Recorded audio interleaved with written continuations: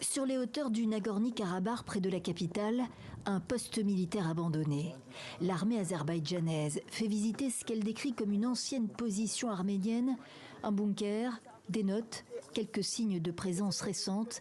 Les gens ici ont fui ou ils ont été tués. Dans le centre de Stepanakert, plus une âme qui vive non plus. Des blindés russes patrouillent.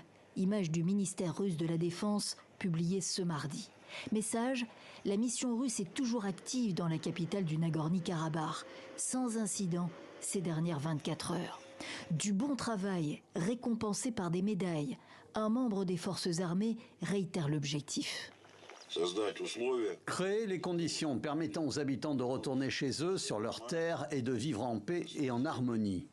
Les Russes de la force d'interposition en place depuis 2020 ont surtout permis aux Arméniens de quitter le Nagorno-Karabakh, faisant ainsi du même coup le jeu de l'Azerbaïdjan, qui attend de réintégrer le territoire depuis 30 ans.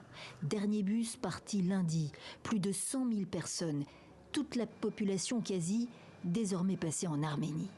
Pour la première fois depuis l'opération Éclair de Bakou, Moscou fait état de discussion avec Washington et les Européens sur le dossier du Nagorno-Karabakh. Nous avons été contactés par les États-Unis et l'Union européenne. C'est leur initiative. Ils voulaient une réunion et l'objectif était d'échanger les points de vue. La Russie n'apprécie guère le rapprochement de l'Arménie avec Washington et l'Ukraine. Pas plus que la ratification par Erevan du traité du statut de Rome, qui ouvre la possibilité à l'Arménie de saisir la justice internationale pour des crimes commis sur son territoire. Cela montre que l'Arménie est un État indépendant. Tout le monde sur cette planète doit être tenu responsable de ses actions. C'est pourquoi je crois que c'est la bonne chose à faire. Le président russe a trahi notre peuple. Les Arméniens craignent de ne pas en avoir fini avec leurs voisins expansionnistes.